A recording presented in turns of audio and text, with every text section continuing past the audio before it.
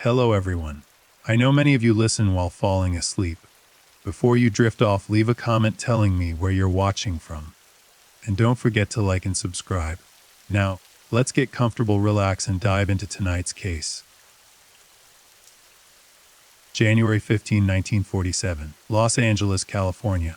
The sun rose over a city still adjusting to peacetime after the chaos of World War II. Veterans returned home to find jobs. Families reunited. Hollywood continued its golden age, churning out dreams and fantasies for a nation eager to forget the horrors of war. The streets of Los Angeles buzzed with the promise of new beginnings, new opportunities, new lives waiting to be built. But on this particular Wednesday morning, in the quiet residential neighborhood of Leimert Park, something terrible waited to be discovered. Something that would shatter the illusion of post-war peace. Something that would become one of the most infamous unsolved murders in American history. Betty Bersinger was a young mother, just 25 years old, walking with her 3-year-old daughter Anne along South Norton Avenue. It was a routine morning walk, the kind of peaceful domestic activity that defined the American dream. The street was lined with modest homes, well-maintained lawns, and the occasional palm tree swaying gently in the California breeze. The neighborhood was safe, respectable, quiet. But as Betty pushed her daughter's stroller along the sidewalk, something in a vacant lot caught her eye. At first, she thought it was a discarded mannequin. The pallor of the skin, the strange positioning of the body, the almost artificial quality of its appearance. Perhaps someone had dumped department store refuse in the empty lot. It wouldn't be the first time. But as she moved closer, squinting against the morning sun, a terrible realization began to dawn. This wasn't a mannequin. This was a human body, and it had been mutilated beyond recognition. Betty Bersinger's scream pierced the quiet morning air.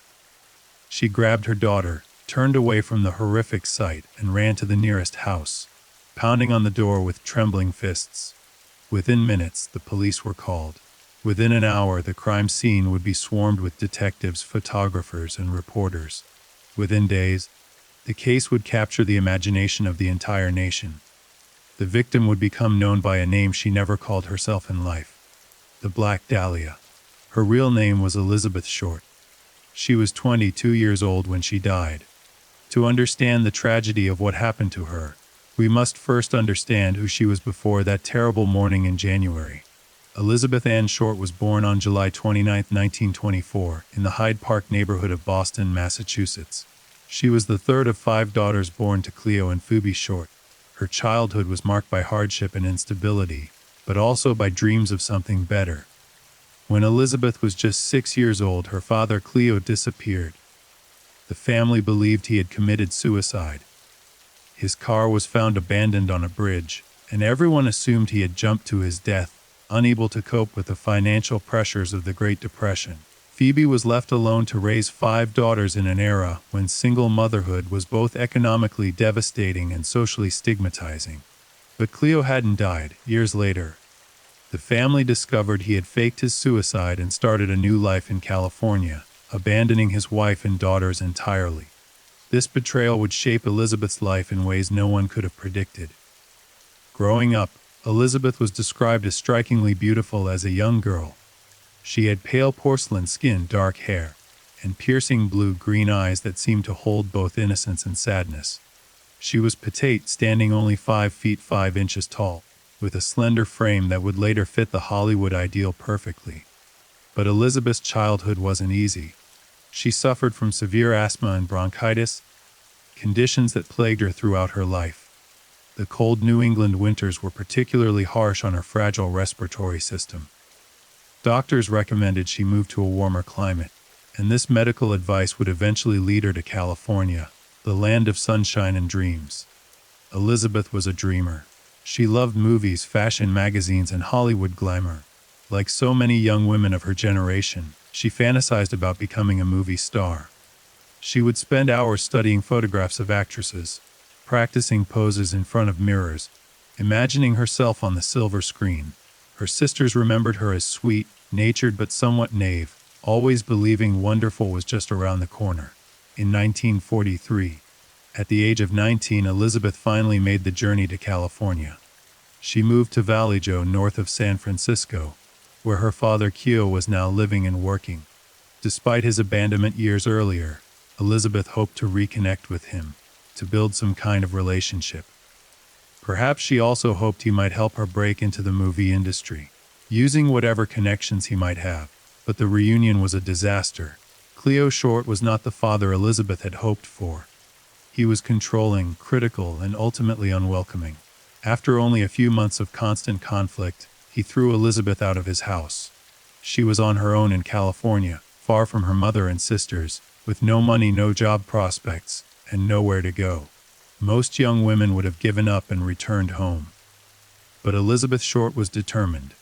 She refused to go back to Massachusetts defeated. She believed in her dreams with an almost childlike faith. Hollywood was calling and she was going to answer.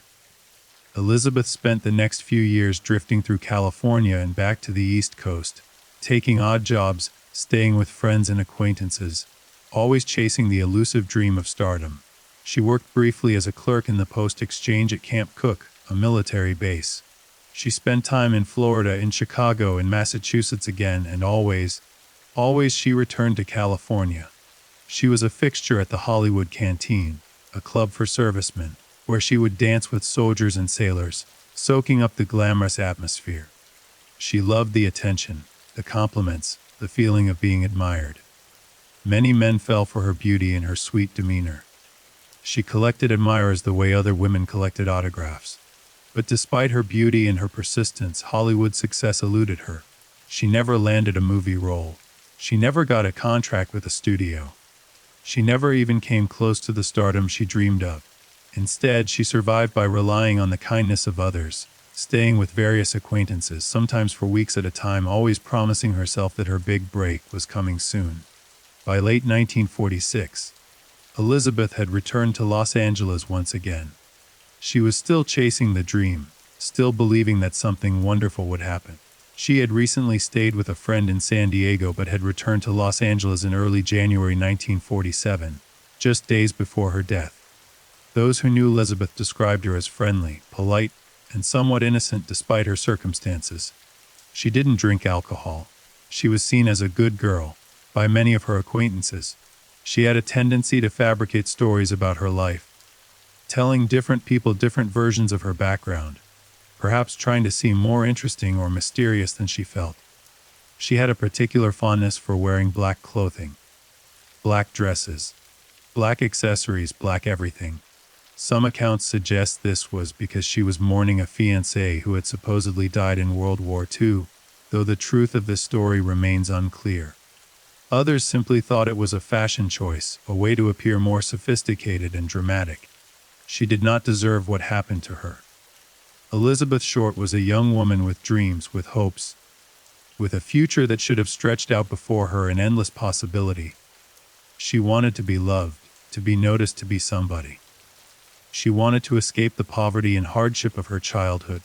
She wanted the fairy tale that Hollywood promised to so many but delivered to so few. Instead, she became a victim, a mystery, and a cautionary tale about the dark side of the American dream. But even before her murder, Elizabeth Short's life was showing signs of danger, of vulnerability, of warning signs that no one fully recognized at the time. In the weeks before her death, Elizabeth's situation had become increasingly precarious. She had no permanent address, no steady income, no real safety net. She was essentially homeless, relying entirely on the temporary goodwill of acquaintances who would let her stay for a few days or weeks before she would wear out her welcome and move on to the next place. In early December 1946, Elizabeth had been staying in San Diego with a young woman named Dorothy French and her mother Elvira. She had met Dorothy at a restaurant, and the French family had taken pity on the beautiful, but obviously struggling young woman. Elizabeth stayed with them for about a month, sleeping on their couch, helping with household chores, and spinning stories about her life. But even this temporary refuge couldn't last forever. By early January 1947, it was clear Elizabeth needed to move on. On January 8th, just 1 week before her body would be discovered, Dorothy's mother drove Elizabeth to the Greyhound bus depot in San Diego. Elizabeth said she was heading back to Los Angeles, though she was vague about where exactly she would be staying. This was the last time Dorothy French saw Elizabeth alive. According to witnesses, Elizabeth did take a bus to Los Angeles. She was seen at the Biltmore Hotel in downtown Los Angeles on January 9th. The Biltmore was a glamorous establishment, the kind of place where movie stars and wealthy businessmen gathered. Elizabeth was spotted in the lobby, apparently meeting someone, though witnesses disagreed on who exactly she was with. Some said she was with a man. Others said she seemed to be waiting for someone who never arrived. One witness claimed to have seen her making a phone call from the lobby, looking distressed. Another said she appeared happy and excited, as if she had finally received good news about her acting career.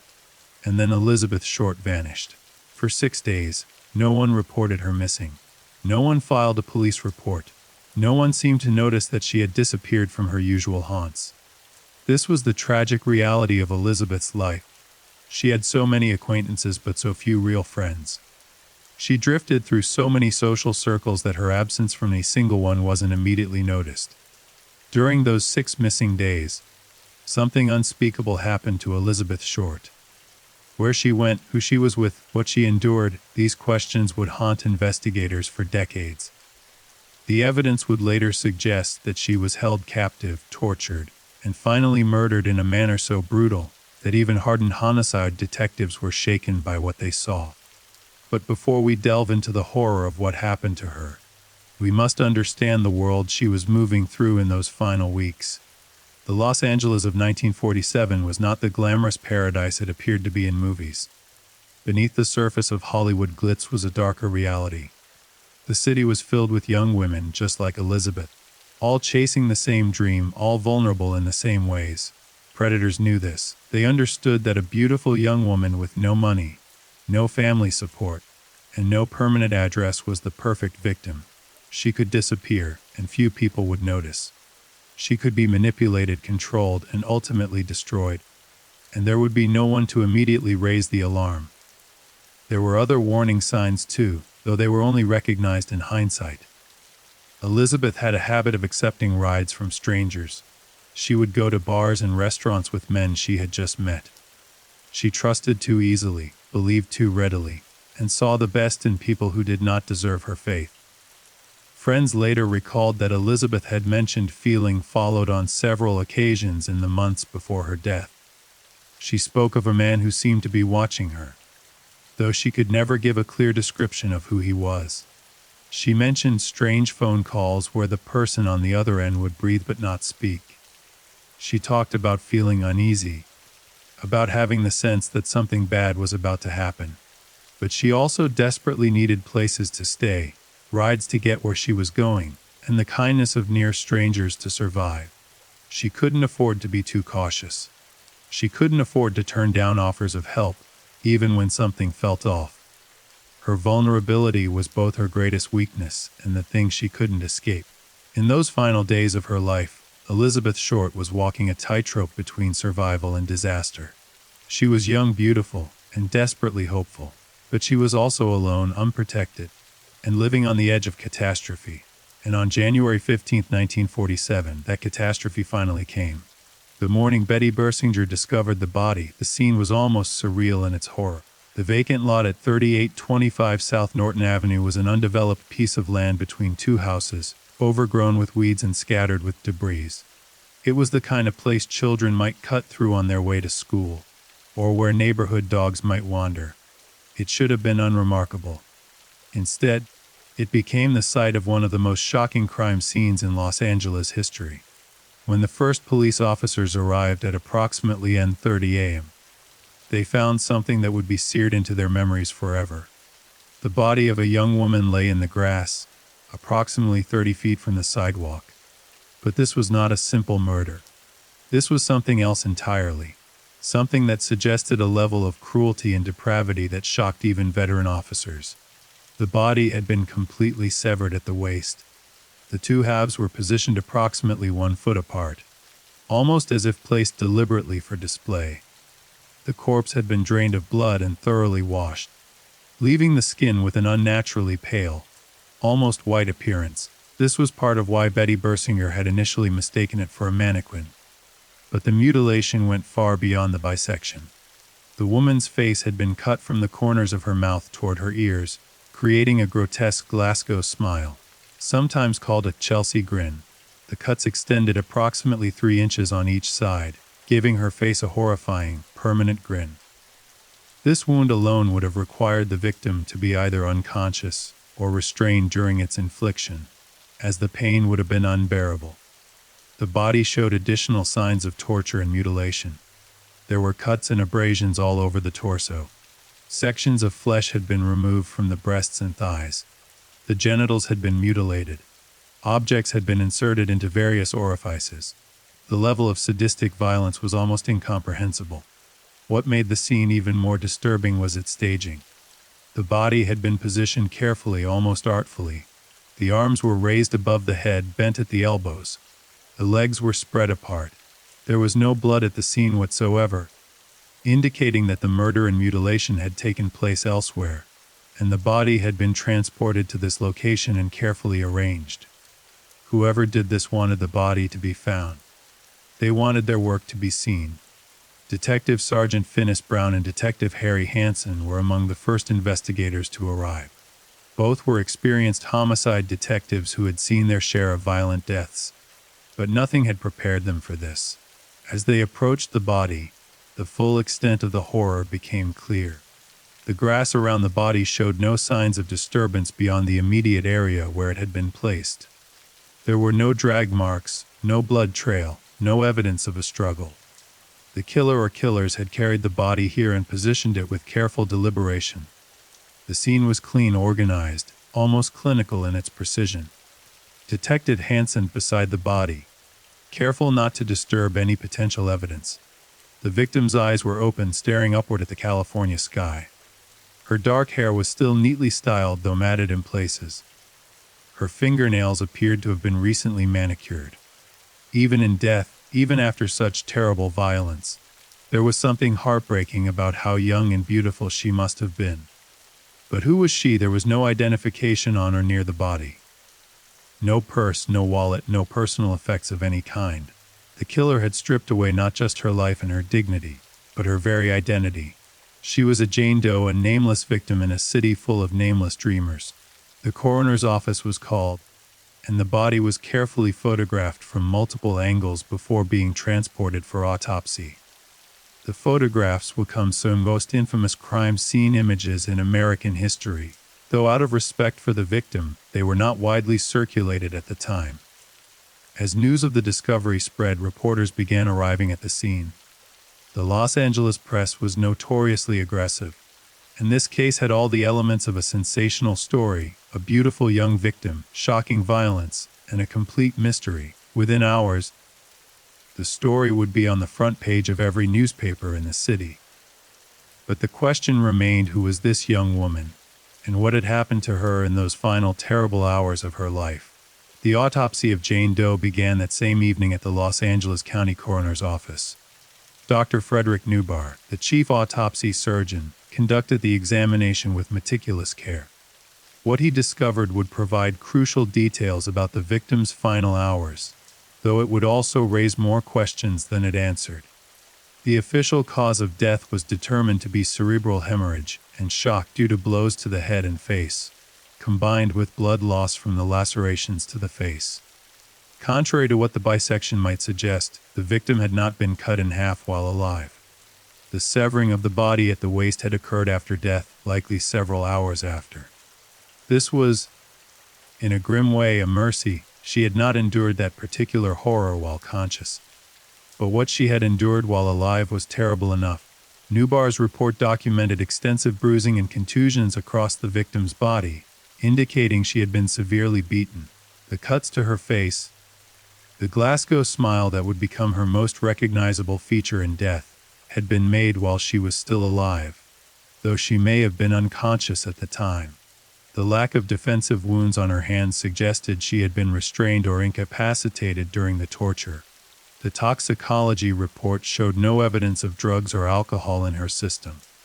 Elizabeth Short, though they didn't yet know her name, had been completely sober during her ordeal. She had experienced every moment of it with full awareness, at least until unconsciousness or death finally released her. The autopsy also revealed something unexpected. There was no evidence of sexual assault in the traditional sense. Despite the sexual nature of some of the mutilations, there was no evidence of rape. This detail would perplex investigators. The violence inflicted on the body seemed intensely personal, almost intimate in its cruelty, yet it didn't follow the typical pattern of sexual homicide. Dr. Nubar estimated that the victim had died for approximately 10 hours before her body was discovered, placing the time of death somewhere around midnight or in the early hours of January 15th. However, based on the condition of the body and other forensic evidence, he believed the torture and murder had taken place over a longer period, possibly spanning several days. The body had been completely drained of blood and thoroughly washed, likely in a bathtub. Traces of a waxy substance were found on the skin, which some theorized might be from embalming fluid or some type of cleaning solution, though this was never conclusively determined. The killer had spent considerable time with the body after death, cleaning it, mutilating it, and preparing it for display. This suggested several things to investigators. First, the killer had privacy and time. This wasn't a crime of opportunity committed in a moment of rage. This was planned, deliberate, and carried out in a location where the killer felt safe from interruption. Second, the killer had some anatomical knowledge. The bisection of the body had been performed with considerable skill, the cut clean and precise. Some investigators theorized the killer might have medical or mortuary training. But still, they didn't know who the victim was. Identification would be crucial to solving the case, but without personal effects or distinguishing features beyond her physical appearance, it seemed like an impossible task. Then came the break they needed, though it came from a tragic source. The FBI had implemented a new fingerprinting system for civilian workers at military installations during World War II. Elizabeth Short had worked briefly as a clerk at Camp Coke in 1943, and her fingerprints had been taken as part of routine security procedures. When her fingerprints were submitted to the FBI database, they got a match. On January 16th, just one day after the body's discovery, the victim was officially identified as Elizabeth Ann Short, age 22, last known address unknown. Now the real investigation could begin. Detectives Hansen and Brown were assigned as the lead investigators on what was officially designated case number 3128. Their first priority was to track down Elizabeth's known associates and reconstruct her final days. They began with the San Diego connection, interviewing Dorothy French and her mother Elvira. The French family provided crucial information about Elizabeth's state of mind in the days before her death. She had seemed hopeful, even excited. She had mentioned meeting someone important in Los Angeles, though she had been vague about the details. She had packed her few belongings, mostly clothes and some personal letters, and seemed eager to return to Los Angeles. She had promised to write to Dorothy once she was settled, but that letter never came. Dorothy described Elizabeth as sweet but troubled, a young woman who seemed to be running from something, though she could never articulate what. She had nightmares sometimes, Dorothy recalled, and would wake up gasping, though she would never explain what she had dreamed about. She was always looking over her shoulder, always seemed slightly on edge, despite her bright smile and cheerful demeanor. The detectives also interviewed Robert Red Manley, a 25-year-old married salesman who had given Elizabeth a ride from San Diego to Los Angeles. Red had met Elizabeth in December 1946 at a nightclub in San Diego. Despite being married with a pregnant wife at home, he had been captivated by the beautiful young woman in black. Red admitted to having driven Elizabeth to Los Angeles on January 9th. He said they had checked into a motel separately. He insisted nothing sexual had happened between them. And the next day he had driven her to the Biltmore Hotel, where she said she was meeting her sister. He had last seen her in the lobby of the Moore around 6:30 p.m. on January 9th. Red Manley became the first serious suspect in the case. He had been one of the last people to see Elizabeth alive. He had no solid alibi for the days following. He was married but had been spending time with a beautiful young woman. And when questioned by police, he seemed nervous, his story changing slightly with each retelling. Detectives brought Red in for extensive questioning. They administered multiple polygraph tests. They checked and rechecked his alibi. They interviewed his wife, his co-workers, his friends. They were convinced he was hiding something, and he was. But it wasn't murder. Red Manley was hiding an affair, or at least the intention of one. He was hiding his lies to his wife about where he had been and who he had been with. He was hiding his infatuation with Elizabeth Short and his shame about that infatuation. But after days of intense interrogation and multiple polygraph examinations, investigators reluctantly concluded that Red Manley, despite his suspicious behavior, was not the killer.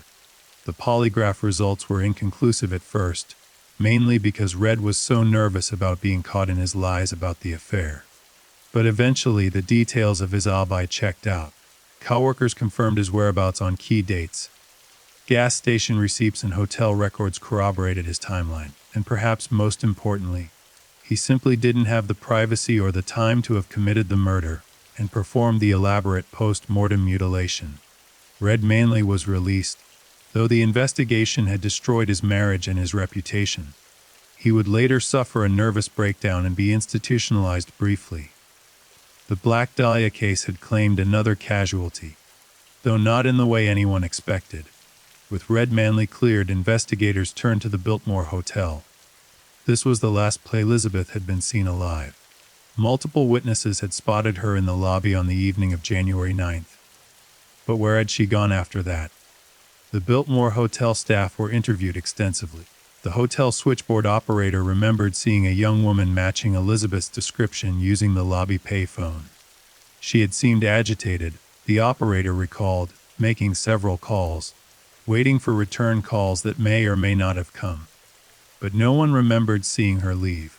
The lobby was busy that evening, filled with guests checking in and out, visitors meeting friends, businessmen conducting informal meetings.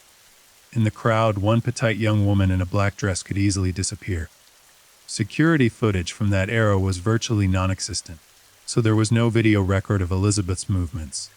The investigators were left with witness statements, many of them contradictory or vague. Some said she left alone. Others said she left with a man, though descriptions of this man varied wildly. Some said she left with a woman. One witness claimed she never left at all, that she went upstairs to one of the rooms, though this could never be verified.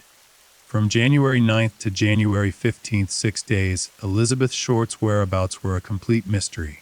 She had vanished from the Biltmore Hotel and reappeared as a mutilated corpse in a vacant lot. What happened during those 6 days would become one of the most enduring mysteries of the case. Detectives began canvassing the neighborhood around Norton Avenue where the body had been found. Had anyone seen anything suspicious? Had any residents noticed unusual activity in the vacant lot? Had anyone heard screams or seen someone dumping something in the early morning hours of January 15th? The answer, frustratingly, was no. The body had been placed sometime between midnight and 7:00 a.m. on January 15th, the coroner estimated. The neighborhood was residential and quiet during those hours. Most people were asleep. Those who were awake were inside their homes, going about their private morning routines. One resident reported hearing a car engine around 20:00 a.m. Unusual for that time of night in such a quiet neighborhood, but they hadn't looked out the window and couldn't provide any description of the vehicle. Another resident mentioned seeing a black sedan parked near the vacant lot around dawn. But again, no clear description, no license plate number, nothing concrete to investigate. The vacant lot itself yielded surprisingly little evidence. Despite the elaborate staging of the body, the killer had left almost nothing behind. There were tire tracks, but they were generic, matching thousands of vehicles in Los Angeles. There were footprints, but they were smudged and unclear, impossible to match to any specific shoe. The most significant evidence was what wasn't there: blood.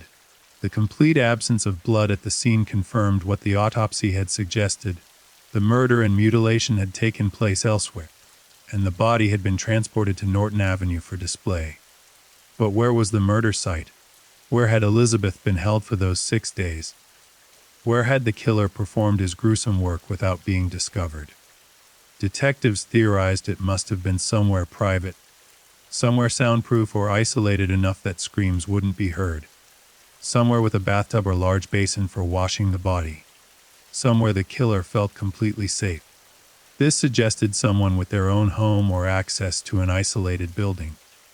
It suggested someone with enough confidence or arrogance to believe they wouldn't be caught.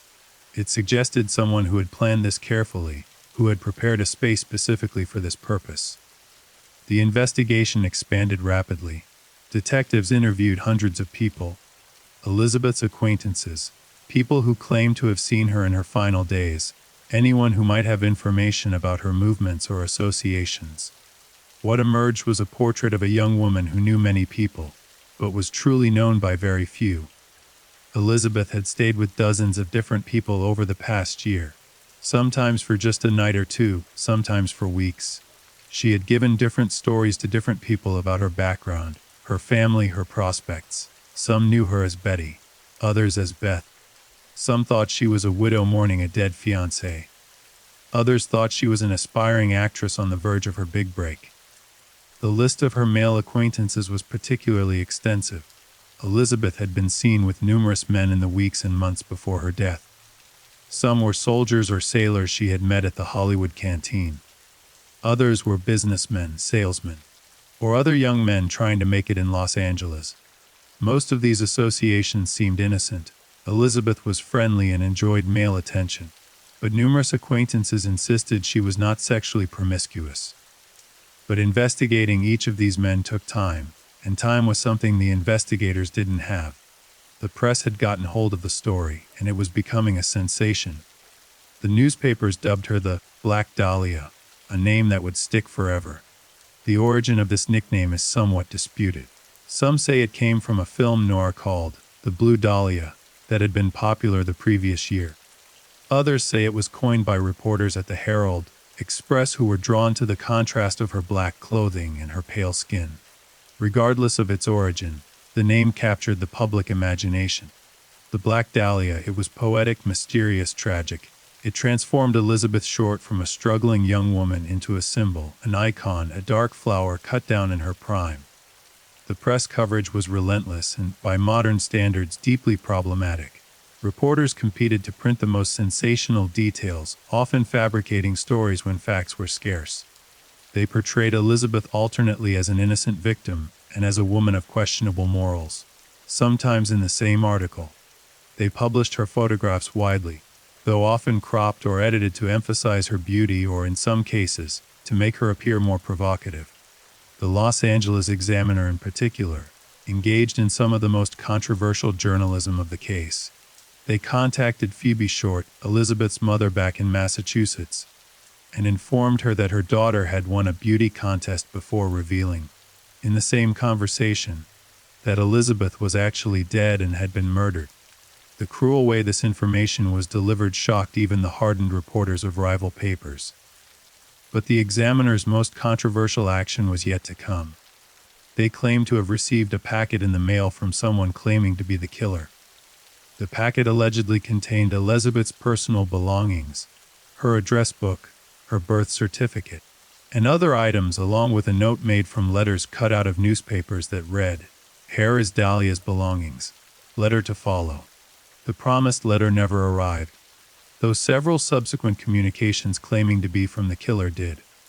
The authenticity of these communications was never confirmed, and many investigators believed they were hoaxes, possibly even created by the newspaper itself to boost circulation. But the alleged killer's communications introduced a new element to the case: the possibility that the murderer wanted attention, wanted credit for his work, wanted to play games with the police and the public. If real, this suggested a particular psychology, someone narcissistic, grandiose, someone who killed not just for the act itself but for the notoriety it would bring. As the press frenzy continued, tips flooded into the LA. Hundreds of people called in with information, sightings, theories, and accusations. The vast majority of these were useless or actively misleading, but each one had to be investigated. Each one had to be checked and verified or dismissed. Some tips led to genuine suspects, though one by one these suspects were investigated and cleared. There was the doctor who had treated Elizabeth for a minor ailment weeks before her death, and who seemed overly interested in the case. There was the nightclub owner who had been seen arguing with a young woman matching Elizabeth's description. There was the aspiring actor who had bragged to friends about knowing the Black Dahlia before her murder was public knowledge. Each suspect had their moment in the spotlight. Each was interrogated, investigated, and ultimately cleared or relegated to the ever-growing list of persons of interest who couldn't definitively be ruled out, but couldn't be charged either. One particularly promising suspect emerged in the form of a man known only as the man in the hotel. Multiple witnesses reported seeing Elizabeth at various hotels in downtown Los Angeles in the days before her death, always in the company of a well-dressed man in his 40s or 50s. The descriptions were vague: dark hair, average height, well-groomed, but consistent enough that investigators believed this man was real. But who was he? Despite extensive efforts, the man in the hotel was never identified. He became another ghost in a case full of ghosts, another tantalizing lead that evaporated under scrutiny. Then there were the confessions. In high-profile cases, it's not uncommon for people to falsely confess, seeking attention or struggling with mental illness. The Black Dahlia case attracted more than its share of false confessors. In the weeks and months following the murder, more than 50 people confessed to killing Elizabeth Short. Some walked into police stations and announced their guilt. Others sent letters describing in elaborate detail how they had committed the crime. A few were clearly mentally ill, suffering from delusions or psychotic breaks. Others seemed to be seeking attention or trying to achieve some kind of dark fame. Each confession had to be investigated. Each confession had to be interviewed, their alibi checked, their story compared against the known facts of the case. And each time the confession fell apart. Details didn't match. Timelines didn't work. The confessor would be proven to have been in a different state when the murder occurred. Or they would admit under questioning that they had made the whole thing up. One of the most detailed false confessions came from a woman named Louise, a waitress who walked into a police station in February 1947 and claimed she had killed Elizabeth Short in a fit of jealous rage over a man. Her confession was remarkably specific, including details about the location of the murder and the methods used. Detectives were initially excited by this confession. Finally, a break in the case. But as they dug deeper, Louise's story began to unravel. She claimed to have killed Elizabeth in a location that could be verified, but when police searched that location, there was no evidence of the crime. Her timeline didn't match the known facts, and crucially, she couldn't explain how she, a slightly built woman, had managed to bisect a body and transport it across the city. Under extended interrogation, Louise admitted she had fabricated the entire confession. She had read about the case extensively in the newspapers and had incorporated those details into her false confession. She didn't explain why she had done it, and she was eventually released without charges. The false confessions were frustrating and demoralizing for investigators. Each one consumed valuable time and resources. Each one raised hopes that would ultimately be dashed. And each one made it harder to identify a real suspect if one did emerge. But amid the noise of false leads and dead ends, there were some suspects who remained persistently interesting to investigators. People who couldn't be definitively cleared and whose behavior or background raised serious questions. One such person was Mark Hansen, a nightclub and theater owner who had allowed Elizabeth to stay at his Hollywood home in the months before her death. Hansen was a wealthy man, well-connected in Los Angeles entertainment circles. He had a reputation as a ladies' man and had allowed several aspiring actresses to stay at his home over the years, ostensibly to help them get their start in Hollywood. Elizabeth had stayed with Hansen for a few weeks in late 1946. According to some accounts, Hansen had been romantically interested in Elizabeth, but she had rebuffed his advances. Other residents of the house suggested there was tension between Elizabeth and Hansen, though the nature of that tension was unclear. When questioned by police, Hansen was cooperative but evasive. He admitted Elizabeth had stayed at his home, but insisted their relationship was purely platonic. He claimed to have barely known her, saying she was just one of many young women who had briefly stayed at his house. He provided an alibi for the crucial dates, but parts of his alibi were difficult to verify. Detectives were suspicious. Hansen's home would have provided the privacy needed to commit the crime. He had the means and potentially the opportunity. But did he have the motive? And more importantly, was there any actual evidence linking him to the murder? Despite extensive investigation, no physical evidence was ever found connecting Mark Hansen to Elizabeth's death. His alibi, while not perfect, couldn't be definitively broken. And while his behavior was suspicious in some ways, being suspicious wasn't the same as being guilty. Hansen remained a person of interest but was never charged. He would maintain his innocence for the rest of his life, though the suspicion would follow him forever. Another intriguing suspect was a man named Walter Bailey. Bailey was a surgeon who had lived just one block from the vacant lot where Elizabeth's body was found. He had the medical knowledge to perform the bisection with such precision. He had access to surgical tools, and in the years following the murder, his behavior had become increasingly erratic. But there was a problem, Doc. Bailey wasn't investigated as a suspect until decades after the murder, when amateur investigators began looking into the case with fresh eyes. By the time his name emerged as a possibility, he was long dead, making it impossible to question him or definitively investigate his connection to the crime. The same was true of several other suspects who would emerge over the years: George Hodel, Robert Manley, and various other individuals whose names would be floated by amateur investigators, true crime enthusiasts, and even family members convinced their relative had committed the murder. But in those first crucial months of 1947, as the investigation was most active, investigators were chasing leads in real time, interviewing suspects who were alive and available, and finding nothing that would lead to an arrest. The investigation continued through the winter and spring of 1947, but as weeks turned to months, the initial momentum began to fade. The flood of tips slowed to a trickle. The press, always hungry for new sensations, began to focus on other stories, and the detectives, despite their dedication, found themselves running out of viable leads. But the case was far from forgotten. If anything, the lack of resolution only deepened its hold on the public imagination. The Black Dahlia became a symbol of everything dark and dangerous lurking beneath Los Angeles' glamorous surface. She became a ghost haunting the city's conscience. And yet, there were still stones left unturned, still avenues of investigation that would reveal disturbing patterns and raise even more troubling questions about what had really happened to Elizabeth Short. One of the most significant developments came from analyzing Elizabeth's personal correspondence. Among her belongings that had allegedly been mailed to the Examiner, though the authenticity of this package remained disputed, was her address book.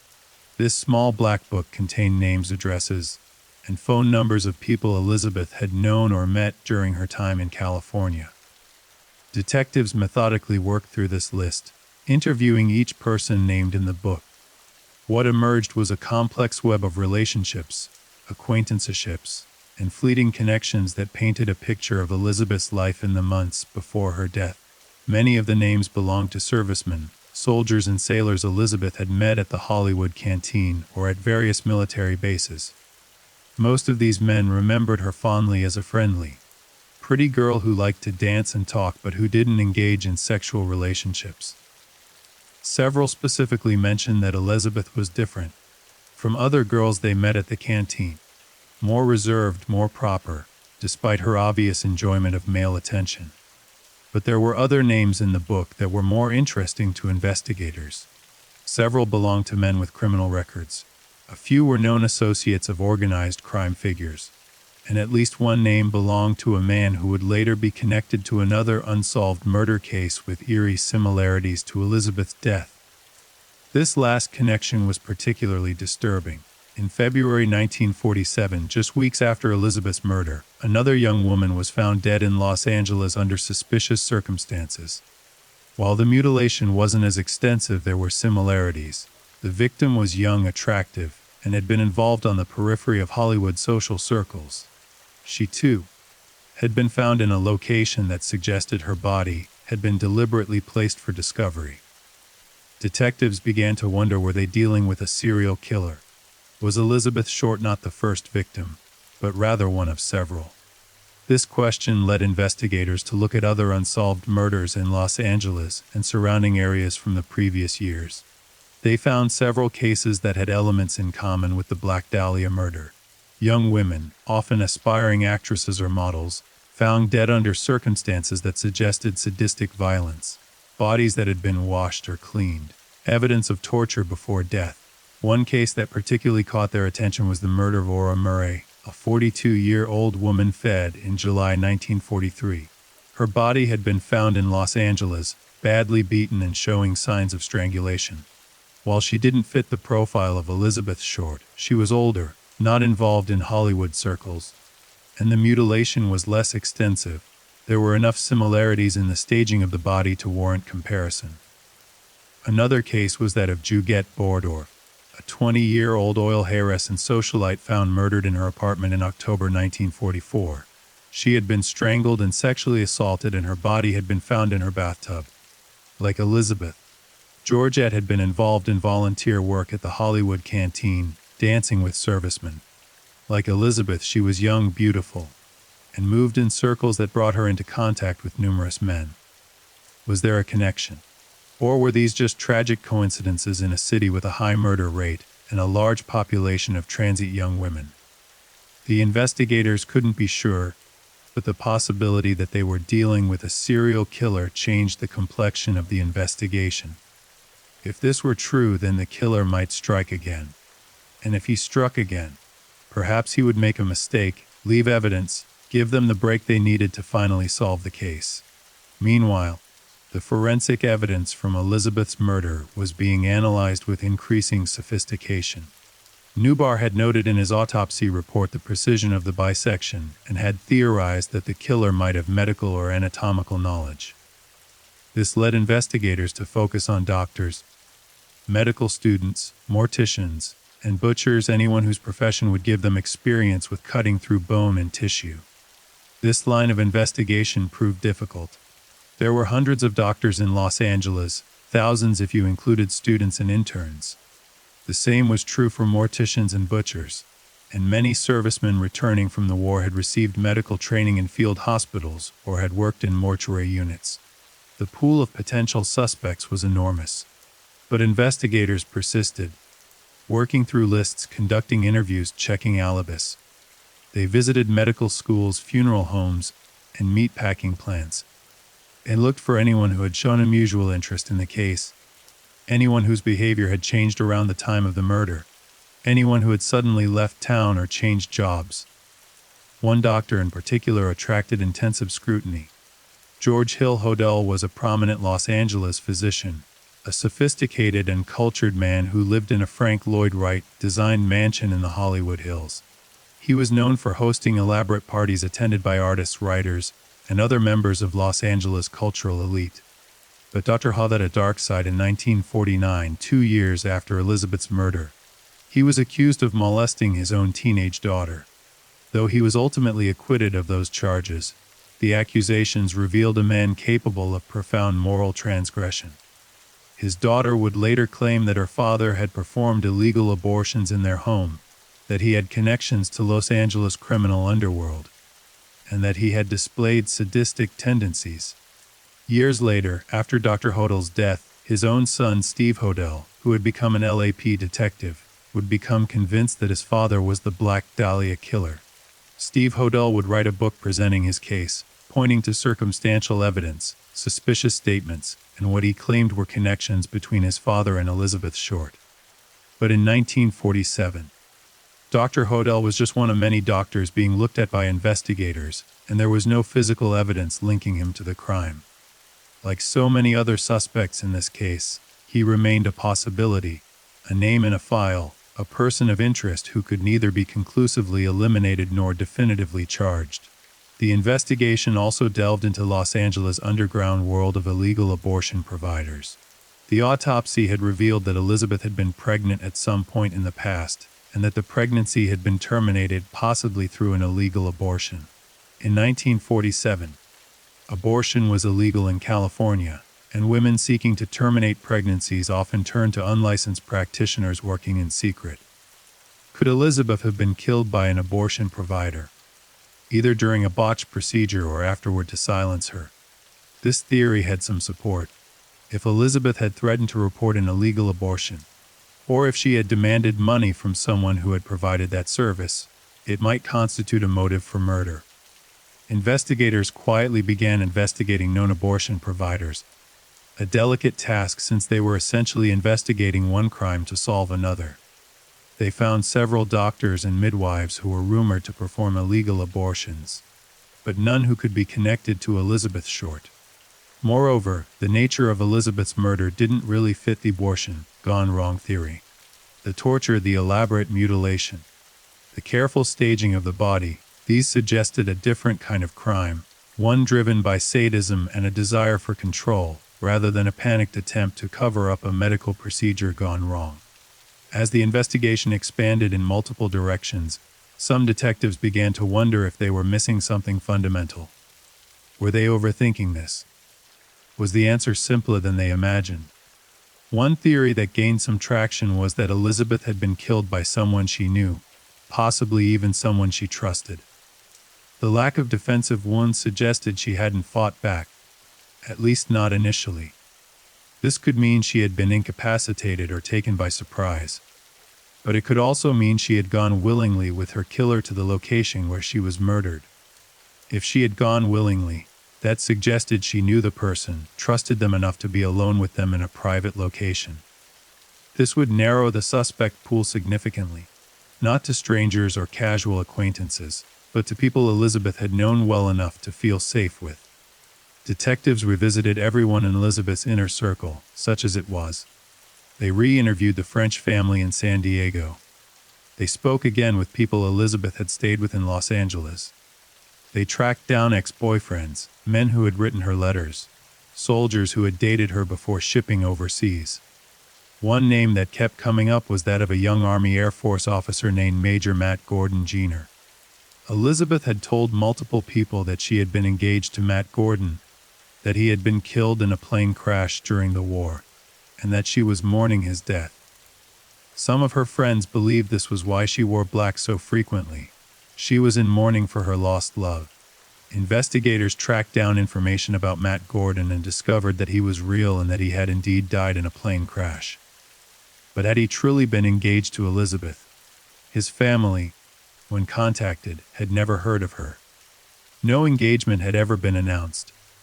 Matt's friends from before the war didn't recall him mentioning a serious girlfriend named Elizabeth Short. It seemed that Elizabeth had, as she often did, embellished or fabricated the relationship. Perhaps they had dated briefly. Perhaps she had hoped the relationship would become more serious. Or perhaps she had met him only once or twice and had built an entire romantic fantasy around that brief encounter. This tendency to fabricate or embellish her life story made the investigation more difficult. How could investigators trust any information that supposedly came from Elizabeth herself, when she was known to tell different stories to different people? How could they separate truth from fantasy in reconstructing her final days?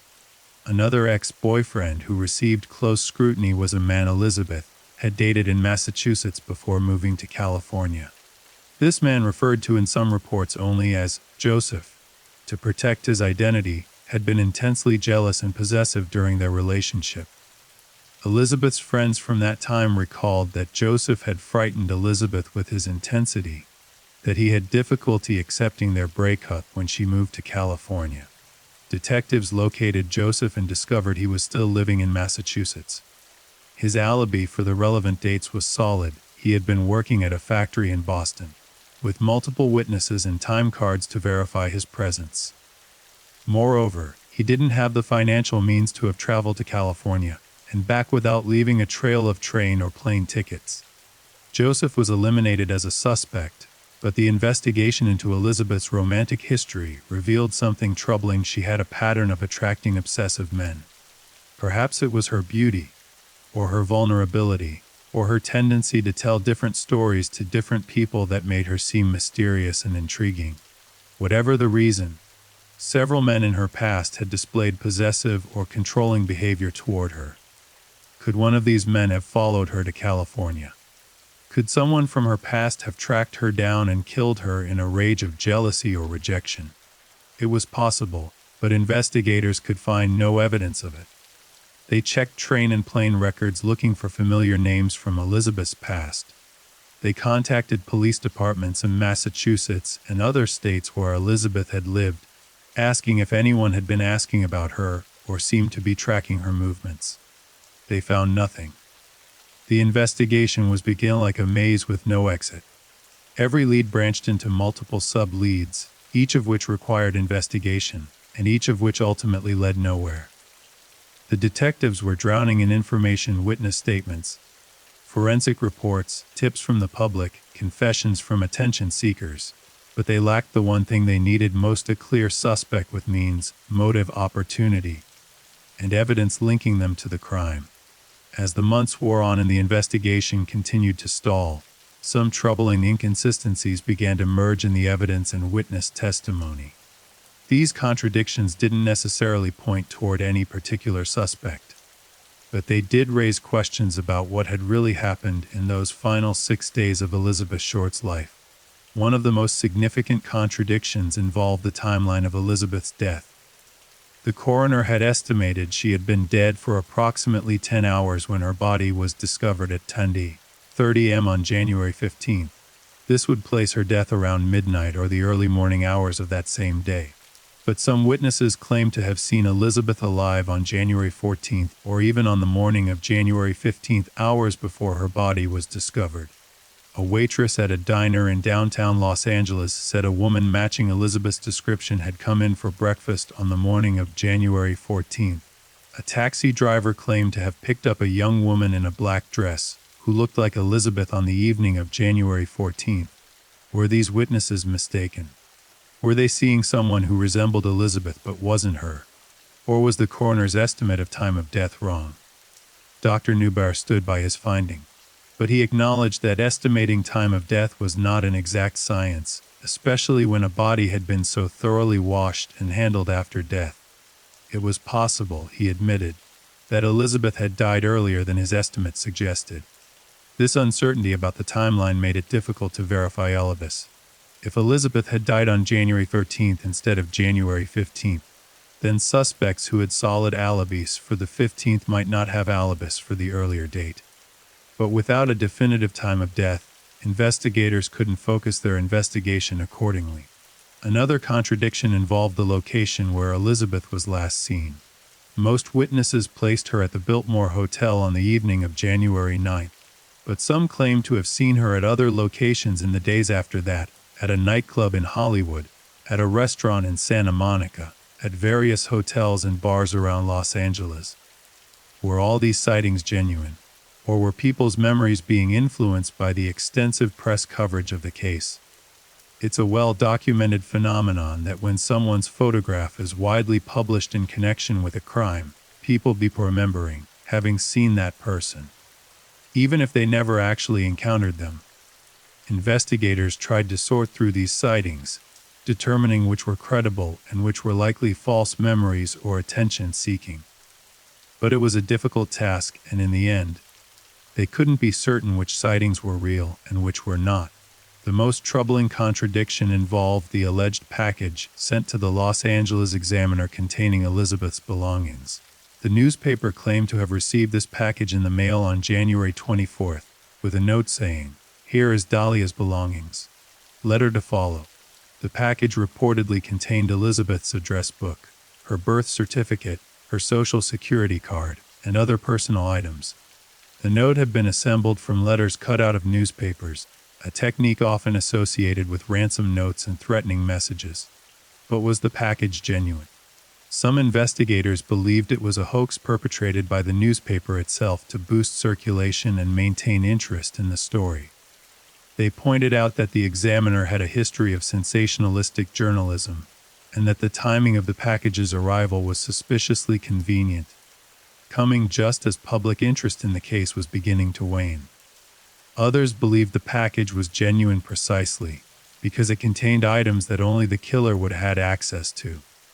If the newspaper had fabricated the package, where would they have gotten Elizabeth's birth certificate and social security card? The issue was never definitively resolved. The Examiner maintained that the package was real and had been received as they described. The police never officially declared it a hoax, but they also never confirmed its authenticity. The evidence that supposedly came from the package was used in the investigation, but always with the caveat that its provenance was uncertain.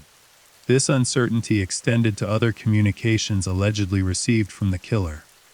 Over the weeks and months following the murder, several letters were sent to newspapers and police claiming to be from the Black Dahlia's killer.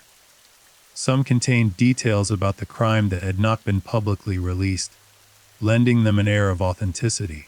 Others were clearly hoaxes, containing information that was wrong or making claims that didn't align with the known facts. One letter in particular caught investigators' attention.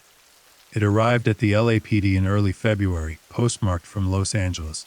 Written in block letters, it read, "AENDHEI killing DIFI Jate 10 years. Don't TAKI can KAPONGYN JRITIS TRNGIDOUD 20 and Eponindawal Bakara Dila AEJAR." The letter was signed with what appeared to be a smudged fingerprint. Investigators were excited. Finally, potential physical evidence from the killer himself. But January 29th came and went with no one turning themselves in. The letter was either a hoax or the killer had changed his mind. The fingerprint on the letter was analyzed, but it was too smudged to be useful for identification. Even if they had a suspect and his fingerprints matched, a defense attorney would likely argue that the smudged print was inconclusive. More letters followed, each claiming to be from the killer, each providing tantalizing hints about his identity or motivations, and each ultimately proving impossible to verify. The letter writer seemed to enjoy taunting the police, playing games, staying just out of reach. But was it really the killer writing these letters? Or was it someone else, a journalist? An attention seeker, someone with inside knowledge of the case, who enjoyed the power that came from claiming to be the murderer? The investigators couldn't be sure, and this uncertainty plagued every aspect of the case. They were drowning in information, much of it contradictory, much of it unreliable, and they had no way to separate the wheat from the chaff. There were also contradictions in the forensic evidence itself. The bisection of the body had been performed with considerable skill, suggesting someone with anatomical knowledge. But other aspects of the mutilation seemed almost frenzied, lacking the precision of the bisection. Did this mean there were two killers, one skilled and one not? Or was it the same person? Careful in some aspects of the crime and careless in others. The lack of blood at the dump site indicated the body had been washed and drained elsewhere. But small traces of what might have been blood were found on some of the victim's hair. Had the killer been thorough but not perfect in his cleanup? Or had the body been contaminated somehow during transport? The toxicology report showed no drugs or alcohol, but it also couldn't detect all possible substances that might have been used to incapacitate the victim. Could Elizabeth have been drugged with something that wouldn't show up in the tests available in 1947? Every piece of evidence seemed to raise more questions than it answered. Every witness statement seemed to contradict another. Every theory seemed plausible until examined closely, at which point it would fall apart. Detectives Hansen and Brown, along with the other investigators on the case, found themselves going in circles. They would investigate a lead, find it went nowhere, and then weeks or months later, investigate it again from a different angle, hoping to find something they had missed the first time. The pressure on them was immense. The press continued to cover the case, though now the coverage was often critical of the police, suggesting they were incompetent or weren't trying hard enough to find the killer. The public demanded answers, demanded justice for Elizabeth Short, and the investigators had neither to give. Behind closed doors, some detectives were beginning to wonder if the case would ever be solved. They had worked hundreds of leads, interviewed thousands of people, and followed every possible avenue of investigation. And they were no closer to identifying the killer than they had been on January 15th, when Betty Bersinger first screamed in horror at what she had found in that vacant lot. But they couldn't give up. Elizabeth Short deserved justice. Her mother deserved answers. And somewhere out there, a murderer walked free, possibly planning to kill again. The investigation would continue. But it would never be the same. The initial urgency faded. Other cases demanded attention. Resources were allocated elsewhere. The Black Dahlia murder became a cold case. a file that was never officially closed but that received less and less active investigation as time went on.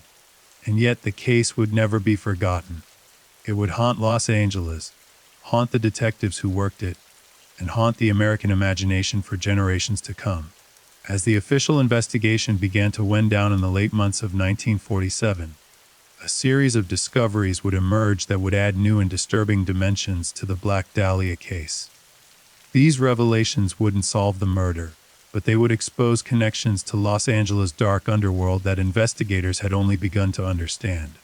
The first major revelation came in March 1947, when detectives discovered that Elizabeth Short had been seen multiple times in the company of a notorious Los Angeles underworld figure known only as the Baron. This man's real identity was never publicly released at the time, but he was known to operate several illegal gambling establishments and was suspected of involvement in narcotics trafficking. What was Elizabeth doing with a man like this? The wholesome image that had been painted of her in the press, the innocent young woman with dreams of stardom, suddenly seemed incomplete, or perhaps entirely inaccurate. Detectives began to wonder if Elizabeth had been more deeply involved in Los Angeles' criminal underworld than anyone had previously suspected. Witnesses who worked in the clubs where the Baron conducted business recalled seeing Elizabeth there on several occasions in late 1946. She hadn't been working there exactly, but she had been present, sitting at tables with various men, accepting drinks, engaging in quiet conversations. Some witnesses described her as seeming uncomfortable, out of her element. Others said she appeared to be enjoying herself, laughing and flirting with the men around her. When detectives finally located the Baron and brought him in for questioning, he was surprisingly cooperative. Yes, he admitted he had known Elizabeth Short. She had been introduced to him by another woman who frequented his establishments. No, he insisted, their relationship had been entirely innocent. She had come to his clubs a few times, had drinks with some of his associates, but nothing more. She was just another pretty girl looking for a good time and maybe a meal ticket. The Baron said, his tone dismissive. There were dozens like her. Still are.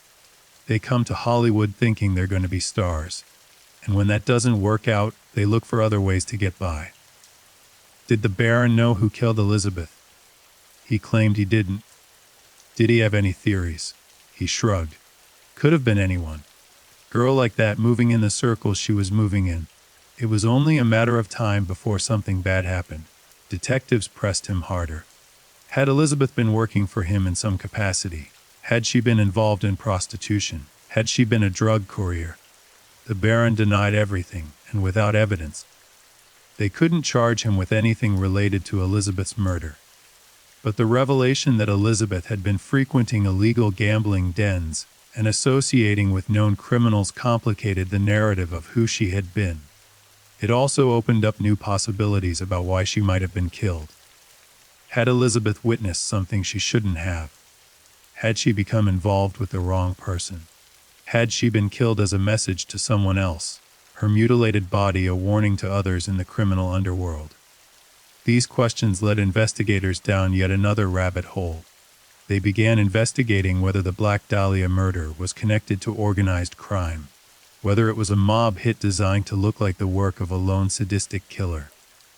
The theory had some merit. The precision of the bisection could suggest professional expertise. The complete lack of evidence at the crime scene could indicate someone experienced in covering their tracks. The torture before death could have been an interrogation gone too far, or a deliberate infliction of maximum suffering as a form of punishment or warning. But there were problems with the mob hit theory as well. Organized crime murders were typically efficient and straightforward: a bullet to the head, a body dumped in the desert or weighted down in the ocean. They weren't elaborate, theatrical displays. The sexual nature of some of the mutilations didn't fit the pattern of professional killings. And the Black Dahlia murder had generated enormous publicity, which was exactly what organized crime figures would want to avoid. Nevertheless, investigators pursued this angle, interviewing known mob associates, checking into criminal activities Elizabeth might have witnessed or been involved in. They found some disturbing connections, but nothing that definitively linked her murder to organized crime. Then, in May 1947, another revelation emerged that would send the investigation in yet another direction. A former tenant of Mark Hansen's Hollywood house came forward with information she claimed she had been too frightened to share earlier. This woman, whose name was kept confidential by police, claimed that Mark Hansen had been far more than just a landlord to the young women who stayed at his house. According to her, Hansen had been running what amounted to a high-class prostitution ring, using the house as a base of operations. The young women staying there, all aspiring actresses and models, were encouraged to attend parties with wealthy businessmen and studio executives.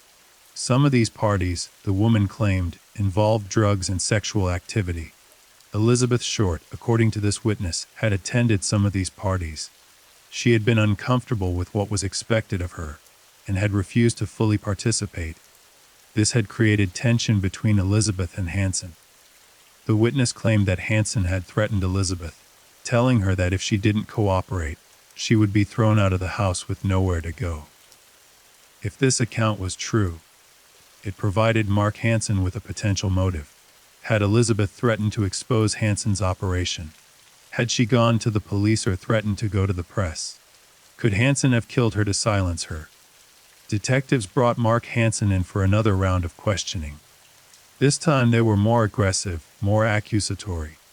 They confronted him with the allegations, demanded to know the truth about what went on at his house, and pressed him about his relationship with Elizabeth. Hansen's demeanor changed. The cooperative, slightly annoyed witness from earlier interviews was gone, replaced by someone visibly anxious and defensive. He denied the allegations vehemently. The parties were just parties, he insisted. Young people getting together, having drinks, socializing. If some attendees engaged in sexual activity, that was their business, not his. He had never forced anyone to do anything they didn't want to do. As for Elizabeth, Hansen maintained his previous story. She had stayed at his house briefly, they had barely known each other, and he had no reason to want her dead. His alibi for the crucial dates remained unchanged, and investigators still couldn't break it. But the new allegations had changed the investigators' perception of Hansen. He was no longer just a possible suspect. He was someone with a secret operation to protect. Someone who had demonstrated a pattern of exploiting vulnerable young women. Someone who might be capable of violence if threatened with exposure. Yet once again, suspicion wasn't the same as proof.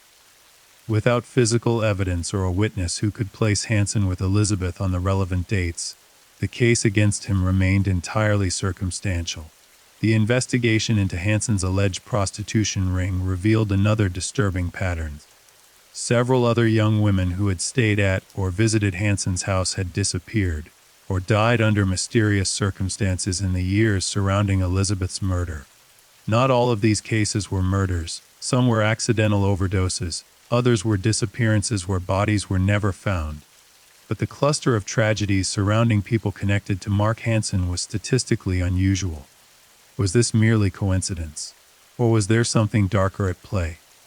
Investigators tried to find connections between these cases and the Black Dahlia murder, but the similarities were superficial. None of the other victims had been mutilated in the same way. None had been displayed with the same theatrical quality. If Hansen was responsible for any of these deaths, including Elizabeth's, he had used different methods each time, which seemed unlikely. Then came perhaps the most shocking revelation of all. In June 1947, a former employee of a Hollywood abortion clinic came forward with information that would cast the entire case in a new and sinister light. This woman, a nurse who had worked at an illegal clinic operated by a doctor she refused to name, claimed that Elizabeth Short had been a patient in December 1946.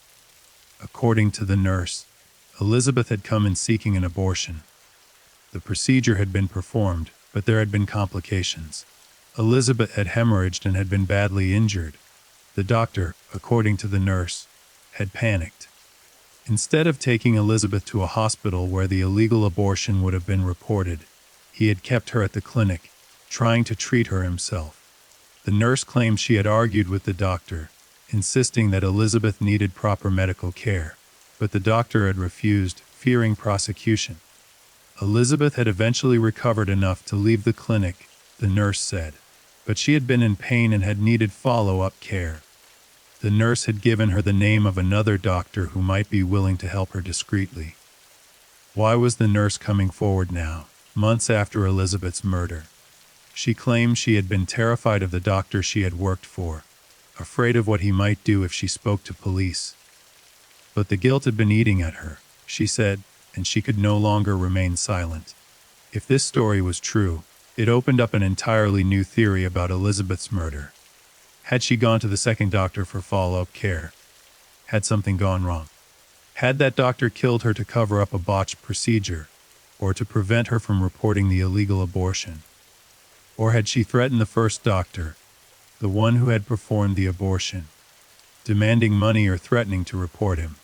Could he have killed her in a panic, and then mutilated her body in an attempt to make it look like the work of a sex criminal, rather than an abortionist covering his tracks? Detectives investigated this lead with renewed energy. They pressed the nurse for the name of the doctor who had performed the abortion, but she refused to identify him, claiming she was afraid for her life. They tried to identify the second doctor she had mentioned, but the nurse could only provide a vague description and a partial address. The investigation into this lead consumed weeks but ultimately went nowhere. Without the nurse willing to fully cooperate and name names, investigators couldn't make progress. They suspected the nurse's story might be partially fabricated, perhaps an attempt to deflect blame from someone she was protecting, or to draw attention away from the real killer. Nevertheless, the abortion angle remained a viable theory.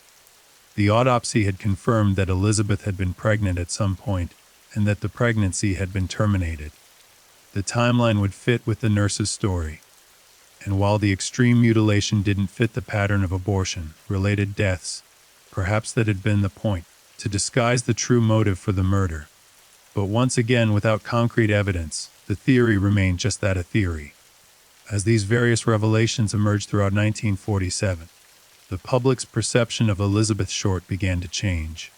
The innocent victim narrative that had dominated early press coverage gave way to something more complex and morally ambiguous. Stories began to appear suggesting that Elizabeth had been involved in prostitution, that she had frequented illegal establishments, that she had associated with criminals and had lived a double life. Some of this reporting was based on the information emerging from the investigation, but much of it was exaggeration or outright fabrication, sensationalistic journalism designed to sell newspapers. The press had created the Black Dahlia myth. Now they were tearing it down, revealing the supposedly sordid truth behind the innocent facade. This shift in the narrative was deeply unfair to Elizabeth. Even if she had made poor choices or had been involved in activities that were illegal or morally questionable by 1947 standards, she remained a victim. She remained a young woman who had been tortured and murdered. The focus should have been on finding her killer, not on posthumously destroying her reputation. But sensationalism sells, and the press was more interested in selling newspapers than in treating Elizabeth's memory with dignity. The investigators, for their part, tried to focus on the facts rather than the mythology. They followed every lead, pursued every theory, interviewed every potential witness or suspect. By the end of 1947, the case file on the Black Dahlia murder was one of the largest in ID history, filling multiple boxes with witness statements, forensic reports, photographs, and investigative notes. Yet for all that work, for all those thousands of hours of investigation, they were no closer to making an arrest than they had been in January. The case began to take a psychological toll on the lead investigators. Detective Harry Hansen, in particular, became obsessed with solving the Black Dahlia murder. It consumed him, haunted him, dominated his thoughts, even he working on other cases, or spending time with his family. Hansen would continue to work on the case for years, long after most other investigators had moved on to more promising leads in other cases. He would interview new witnesses as they came forward, would revisit old evidence looking for something he might have missed, would chase down every tip and rumor no matter how unlikely. But the case would never be solved on Harry Hansen's watch. He would retire from the LAPD in the 1960s, with the Black Dahlia murder still unsolved, still haunting him, still representing the one case he couldn't crack despite his best efforts. Other detectives who had worked the case had similar experiences. The Black Dahlia became the case that got away, the one that would define their careers not by its solution but by its frustrating. As 1947 drew to a close and 1948 began, the investigation entered a new phase. It was no longer an active case with daily developments and constant progress. It had become a cold case, a file that remained open but received only occasional attention when new information emerged or when someone came forward claiming to have knowledge about the crime. The tips and leads continued to trickle in, though with decreasing frequency. Every few months, someone would call the police claiming to know who the Black Dahlia killer was. Or a letter would arrive, supposedly from the killer himself, taunting the police or providing cryptic clues. Each of these had to be investigated, but by now, investigators had become adept at quickly identifying the hoaxes and false leads. In February 1948, exactly 1 year after Elizabeth's murder, the newspapers ran anniversary stories about the case. They recounted the details of the crime, profiled the victim, and speculated about why the killer had never been caught.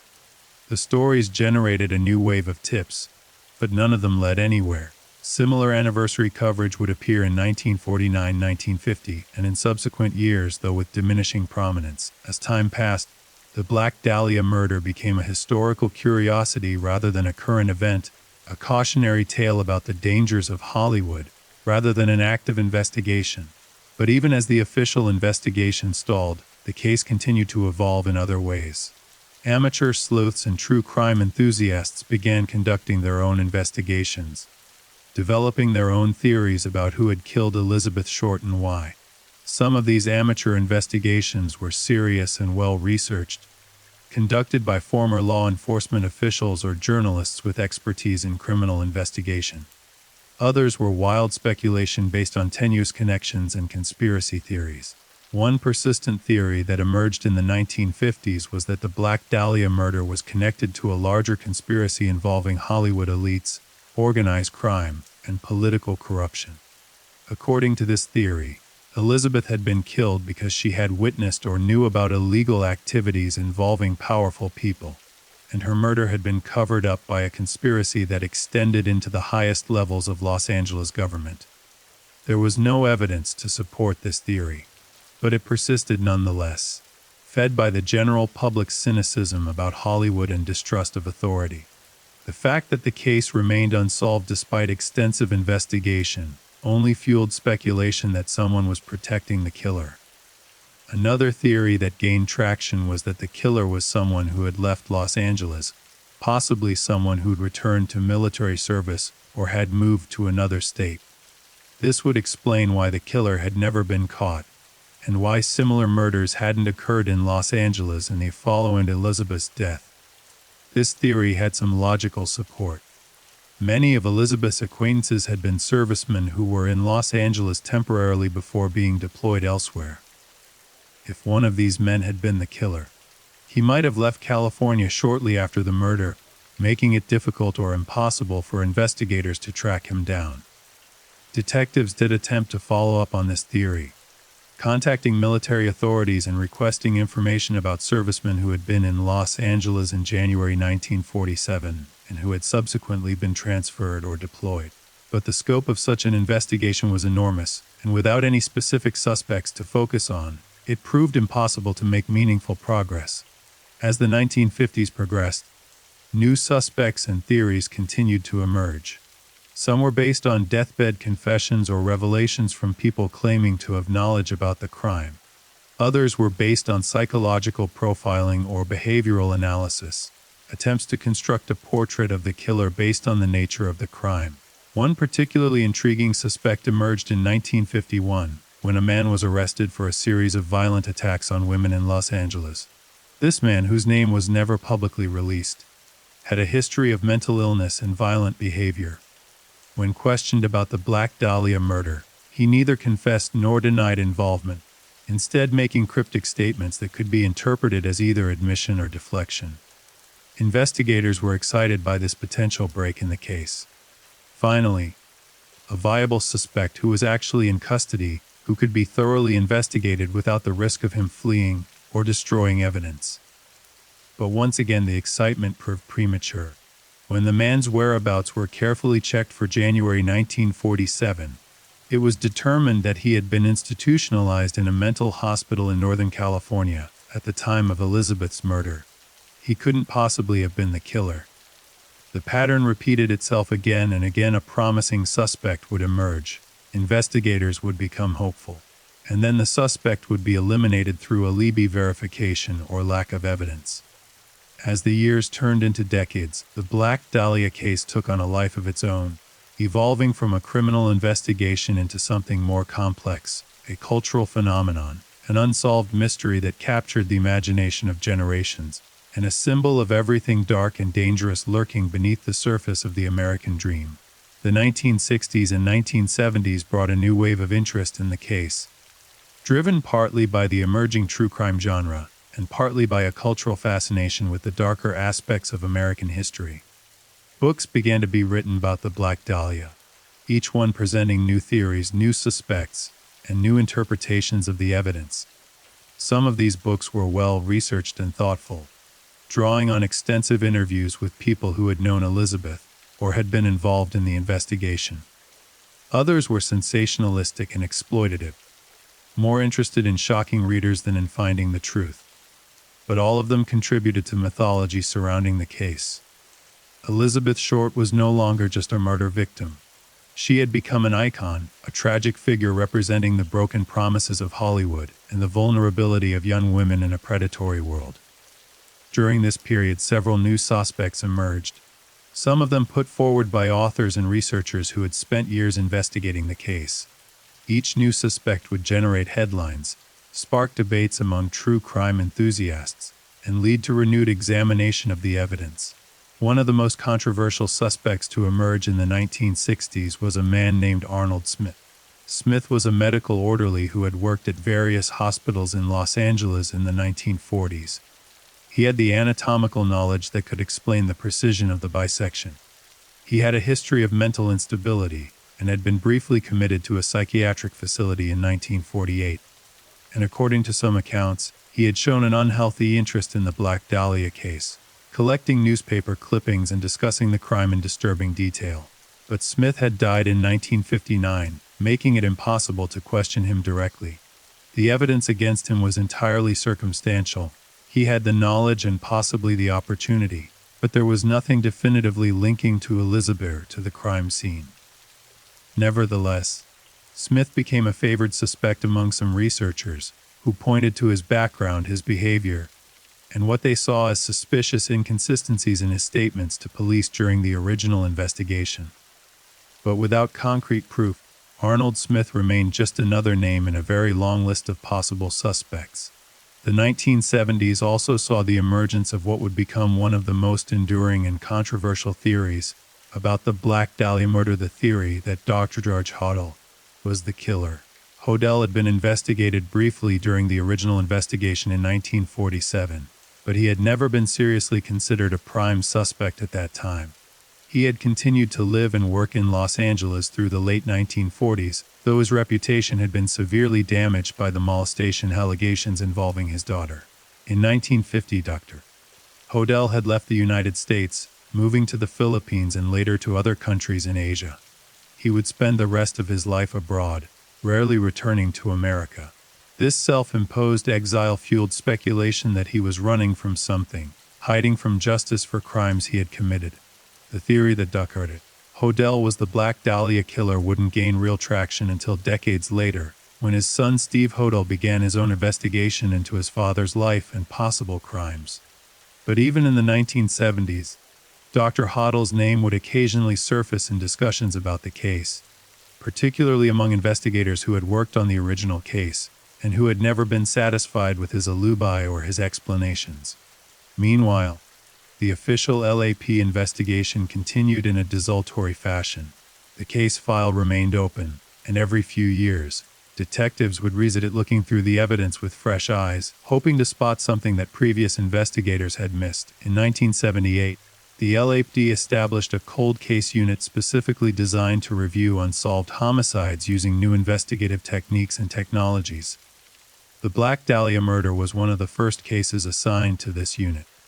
Detectives in the cold case unit began by reviewing all the physical evidence that had been preserved from the original investigation. They looked at the autopsy photographs with modern forensic knowledge. They examined witness statements using psychological profiling techniques that hadn't existed in 1947. They tracked down people who had been interviewed during the original investigation and who were still alive, hoping that with the passage of time, someone might be willing to share information they had previously withheld. The cold case detectives also took advantage of new technologies that hadn't been available in 1947. They analyzed the crime scene photographs using enhanced imaging techniques. They examined the physical evidence using more sophisticated forensic methods. They even attempted to extract DNA from preserved tissue samples, though the technology for this was still in its infancy and the samples from 1947 were badly degraded. But despite these efforts, the cold case investigation yielded little new information. The passage of time had not made the case any easier to solve. If anything, it made it more difficult. Witnesses had died, evidence had degraded, memories had faded or become confused with details learned later from press coverage. The 1980s and 1990s brought another wave of renewed interest in the case, driven by advances in forensic science and by the proliferation of true crime media. Television documentaries about the Black Dahlia regularly, each one rehashing the known facts, interviewing experts, and speculating about possible solutions. Some of these documentaries were responsible and well-researched. Others presented wild theories as if they were established facts, or gave credence to suspects who had been thoroughly investigated and cleared decades earlier. The internet age would bring even more amateur sleuths into the mix. Online forums dedicated to the Black Dahlia case attracted thousands of participants, each with their own theories, their own favored suspects, their own interpretations of the evidence. Some of these online investigators did impressive research, uncovering new information or making connections that professional investigators had missed. Others simply recycled old theories or created elaborate conspiracy narratives with no basis in fact. Throughout all of this, one question persisted: why had the case never been solved? Was it simply because the killer had been lucky? Had the investigation been botched in some fundamental way? Or was there something more sinister at play, a cover-up, a conspiracy, a deliberate effort to protect the killer? The truth, almost certainly, was more mundane. The case had never been solved because the killer had been careful. He had left almost no physical evidence.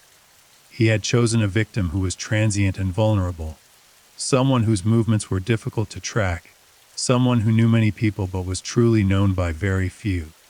He had committed the crime in a private location, and then transported the body to a public place where it would be found, ensuring that the crime scene, the place where the most evidence would have been left, was never discovered.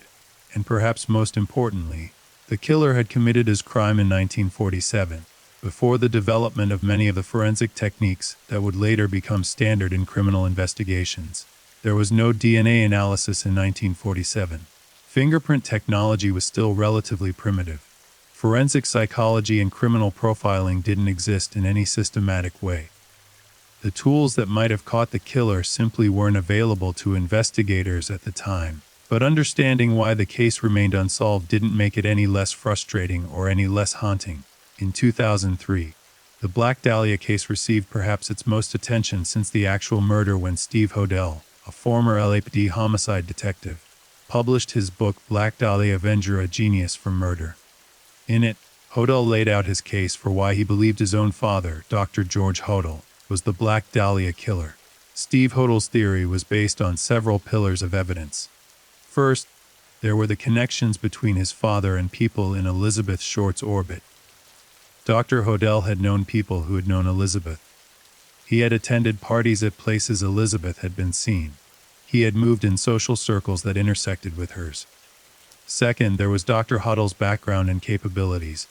He was a physician with extensive anatomical knowledge.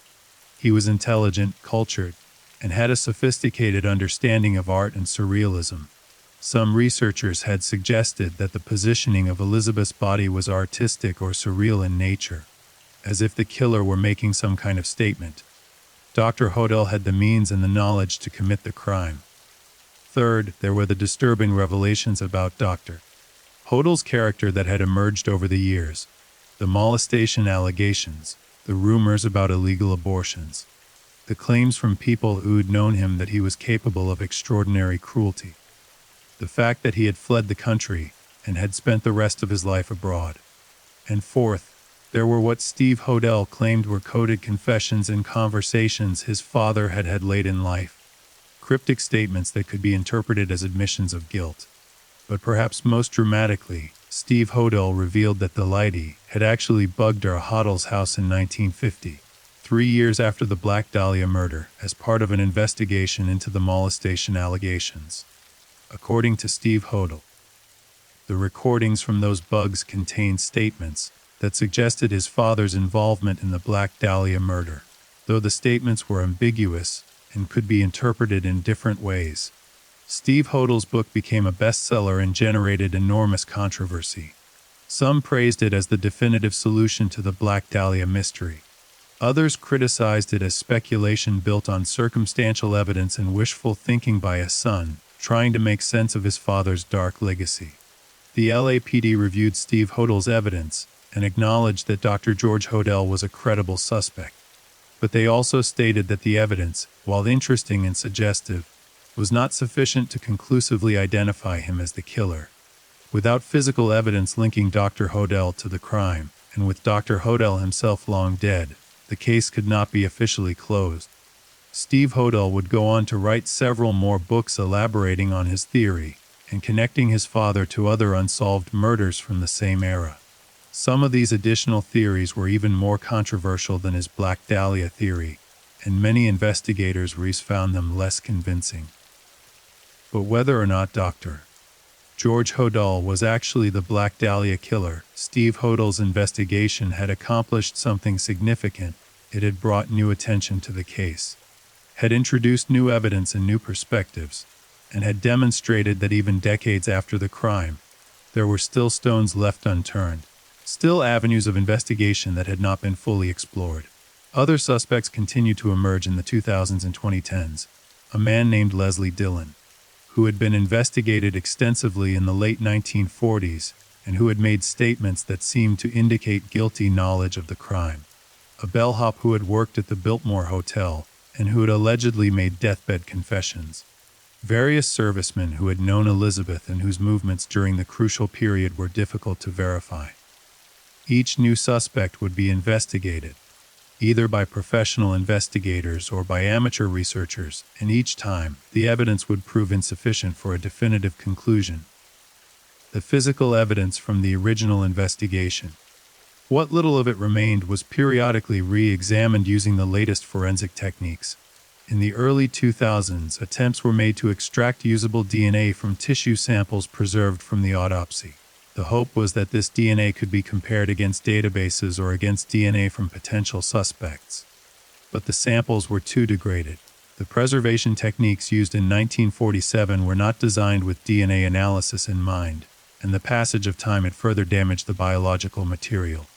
The DNA that could be extracted was fragmentary and contaminated, making it unsuitable for definitive comparison.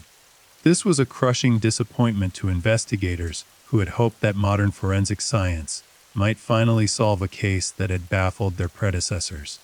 But it was also a reminder of the limitations of forensic science. DNA is not magic. It cannot solve every case, especially cases where the evidence is decades old and has been improperly stored or degraded. As the case entered its 7th and 8th decades of being unsolved, a strange thing began to happen. The Black Dahlia murder became less about finding the actual killer and more about what the case represented, what it meant, what it said about American society and human nature. The case had become a Rorschach test, a blank canvas onto which people projected their own fears, their own theories about an evil, their own interpretations of what had happened and why. The actual facts of the case, what could be definitively known, had been obscured by decades of speculation, myth-making, and conflicting narratives. Who was Elizabeth Short? Depending on who you ask, she was either an innocent victim of a cruel world or a woman who had made dangerous choices and had paid the ultimate price. She was either a symbol of lost innocence or a cautionary tale about moral decay. She was either a real person with hopes and flaws, or she was an icon, a myth, the Black Dahlia. A character in a story rather than a human being who had lived and suffered and died. And who was her killer? Depending on which theory you believed, he was a doctor, a butcher, a mobster, a soldier, a madman, a genius, or any number of other possibilities. He was either incredibly smart or incredibly lucky. He was either still alive somewhere, an old man harboring a terrible secret, or he had died decades ago, taking the truth to his grave. The only thing everyone could agree on was that Elizabeth Short had been murdered in a horrifically brutal fashion, and that her killer had never been brought to justice. In 2017, the 70th anniversary of the murder, the LAPD officially acknowledged that the Black Dahlia case would probably never be solved. Too much time had passed. Too many witnesses had died. Too much evidence had been lost or degraded. The chances of identifying the killer with absolute certainty were now vanishingly small. This acknowledgement was both realistic and heartbreaking. It meant that Elizabeth Short would never receive the justice she deserved. It meant that her killer, whether he was one of the named suspects or someone whose name had never even been considered, had gotten away with murder. But the LAD also stated that the case would remain officially open. As long as there was even the slightest possibility that new evidence could emerge or that a breakthrough could occur, the case would not be closed. They owed Elizabeth that much, at least. And so the investigation continues in a nominal sense. The case file sits in the LAPD cold case archives, thousands of pages of witness statements, forensic reports, photographs, and investigative notes. Every few years, a new detective will pull the file and review it, hoping to spot something that everyone else has missed. Every few years, a new book or documentary about the case will appear, presenting old evidence in a new light or introducing a new suspect. And every January 15th, on the anniversary of the discovery of her body, people remember Elizabeth Short. Some leave flowers at the site where her body was found, now a residential street indistinguishable from any other in Los Angeles. Others visit her grave in Mountain View Cemetery in Oakland, California, where she was buried in a plot paid for by a person or persons unknown, another mystery associated with the case. The headstone is simple, reading only, Deech Zone 9/24/1947. No mention of the Black Dahlia. No dramatic epitaph. Just her name, her dates, and the simple acknowledgement that she was someone's daughter, someone's child. A person who mattered beyond the crime that ended her life. The Black Dahlia case remains one of the most infamous unsolved murders in American history. It is a case that has haunted investigators, fascinated true crime enthusiasts, and captured the public imagination for more than 75 years. But beneath all the theories and speculation, beneath all the mythology and cultural symbolism, there is a simple and tragic truth. A young woman named Elizabeth Short came to Los Angeles with dreams of becoming a star, and instead she became a victim. She was not perfect. She made questionable decisions. She trusted the wrong people. She lived on the margins of society, vulnerable and alone. But she did not deserve what happened to her. No one deserves to die the way she died. Her killer, whoever he was, inflicted unimaginable suffering on a young woman who had already known more than her share of hardship. He tortured her, murdered her, mutilated her body, and then displayed it for the world to see. And then he disappeared, leaving behind only questions and pain. We may never know who killed Elizabeth Short. We may never understand why he did what he did. The truth may have died with him decades ago, lost forever to time and silence. But we can remember Elizabeth. We can remember that she was a real person. Not just a mysterious icon or a character in a true crime story. We can remember that she had a mother who grieved for her, sisters who mourned her, and a life that was cut short just as it was beginning. We can remember that behind every unsolved case, there is a victim who deserves justice and a family that deserves answers. And we can remember that even when justice is delayed or denied, the search for truth still matters. The Black Dahlia case reminds us that evil exists in the world, that terrible things happen to innocent people, and that sometimes, despite our best efforts, the guilty go unpunished. But it also reminds us of the importance of persistence, of never giving up the search for truth, of honoring victims by refusing to forget them. Elizabeth Short's murder may never be solved, but she will never be forgotten, and perhaps in the end, that is the only justice we can give her now. The story of the Black Dahlia is not just about a single murder or a single victim. It is about the dark underbelly of a city that sold itself as a paradise, about the countless young women who came to Hollywood seeking fame and found only exploitation and danger, and about the persistence of mystery in an age that believes every question has an answer. To truly understand the impact of the Black Dahlia case, we must look beyond the immediate facts of the crime and examine what it revealed about post-war America, about Los Angeles in particular, and about the way society treats vulnerable young women who dare to dream. In the years following Elizabeth Short's murder, investigators and researchers began to notice a disturbing pattern. The Black Dahlia was not an isolated incident. Throughout the 1940s and into the 1950s, numerous young women in Los Angeles met violent ends. Some of these cases bore striking similarities to Elizabeth's murder. Others were different in their details, but similar in their essential nature: young, beautiful women whose bodies were found in public locations, murdered under circumstances that suggested sadistic violence. In 1947 alone, the year of Elizabeth's murder, at least 6 other young women were murdered in Los Angeles under mysterious circumstances. In 1948, there were 5 more. The pattern continued throughout the late 1940s and early 1950s, a wave of violence against women that went largely unrecognized at the time, because each case was investigated separately, each victim treated as an individual tragedy rather than as part of a larger pattern. Some researchers have suggested that these murders were connected, that Los Angeles in the late 1940s was hunting ground for one or more serial killers who preyed on vulnerable young women. Others argue that the similarities between the cases are superficial, that they reflect not a single killer, but rather the general danger faced by women who lived on the margins of society. Whatever the truth, the Black Dahlia case became a symbol for all these victims, known and unknown. Elizabeth Short's name became synonymous with the dangers that awaited young women in Hollywood, with the predators who lurked behind the glamorous facade, with the broken promises and shattered dreams that were as much a part of Los Angeles as the movie studios and palm trees. The case also revealed the limitations of law enforcement in the 1940s. Despite the massive investigation, despite the thousands of hours of detective work, despite the extensive press coverage and public interest, the killer was never caught. This failure haunted the LAPD for decades and drove changes in how homicide investigations were conducted.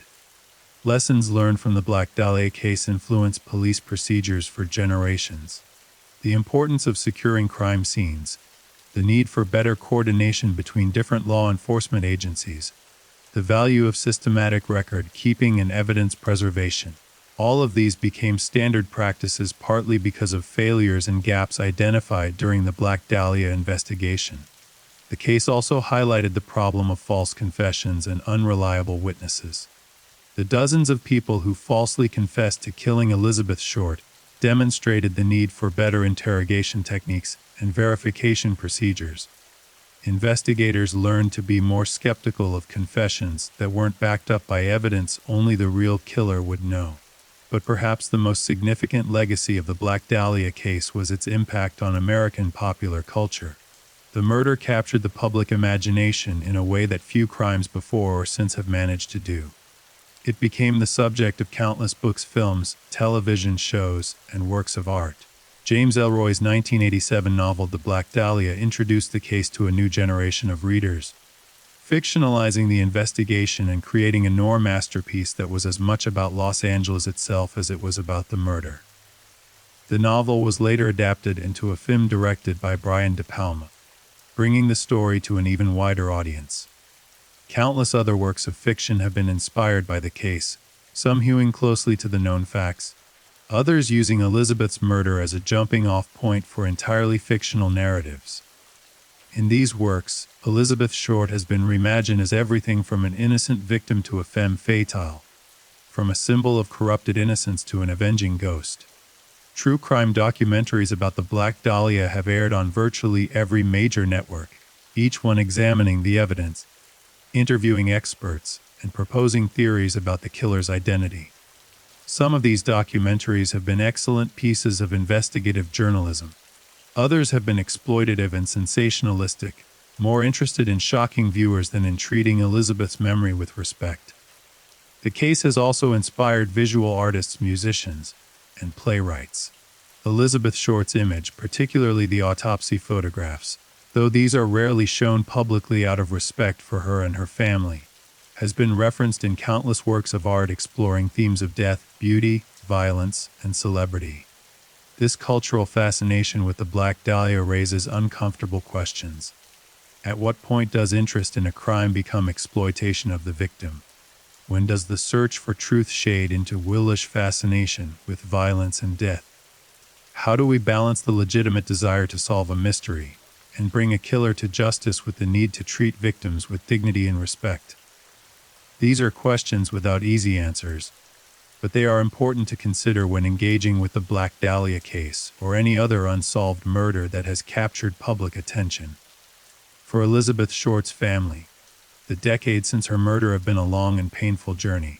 Her mother, Phoebe, lived until 1977, dying at the age of 94 without ever learning who had killed her daughter. In interviews late in her life, Phoebe spoke about Elizabeth with love and sadness, describing her as a sweet girl with big dreams who had deserved so much better than what life had given her. Elizabeth's sisters, too, have had to live with the aftermath of her murder. They have watched as their sister's name became synonymous with Hollywood noir and unsolved mysteries. They have seen Elizabeth's story told and retold, often with little regard for accuracy or sensitivity. They have endured the periodic resurgence of interest in the case, each wave of publicity bringing back painful memories. Some of Elizabeth's sisters gave occasional interviews over the years, trying to set the record straight about who Elizabeth really was, trying to reclaim her humanity from the mythology that had grown up around her murder. Others chose to remain silent, wanting only to remember their sister in private and to leave the speculation and theorizing to others. The last of Elizabeth's sisters passed away in the early 2000s, meaning that everyone who knew Elizabeth personally, everyone who could speak to who she really was, as opposed to who she has become in myth and legend, is now gone. The living memory of Elizabeth Short has faded, leaving only the documentary record and the stories that have been passed down and transformed over decades of retelling. This is perhaps the final tragedy of the Black Dahlia case. Elizabeth Short has become a symbol, an icon, a mystery to be solved rather than a person to be remembered. The real Elizabeth, with her dreams and fears, her strengths and weaknesses, her complicated life and tragic death, has been obscured by the mythology surrounding the Black Dahlia. Who was the real Elizabeth Short? She was a young woman from Massachusetts who suffered from chronic health problems and who dreamed of a better life in California. She was someone who loved movies and fashion, who enjoyed dancing and socializing, who collected male admirers but who, by most accounts, remained essentially chaste and proper despite her flirtatious nature. She was someone who often felt alone even when surrounded by people, who told stories about herself that weren't quite true, because she wanted to seem more interesting or mysterious than she felt. She was someone who relied on the kindness of near strangers because she had no real support system of her own. She was someone who could be sweet and charming, but who could also wear out her welcome, who had difficulty maintaining long-term friendships, who drifted from place to place without ever really finding a home. She was someone who kept chasing a dream even when it became increasingly clear that the dream would never come true. She was complicated, flawed human. She was not the innocent angel that some accounts have portrayed, nor was she the promiscuous party girl that other accounts have suggested. She was somewhere in between, a real person navigating a difficult world with limited resources and unlimited hope. And she was a victim.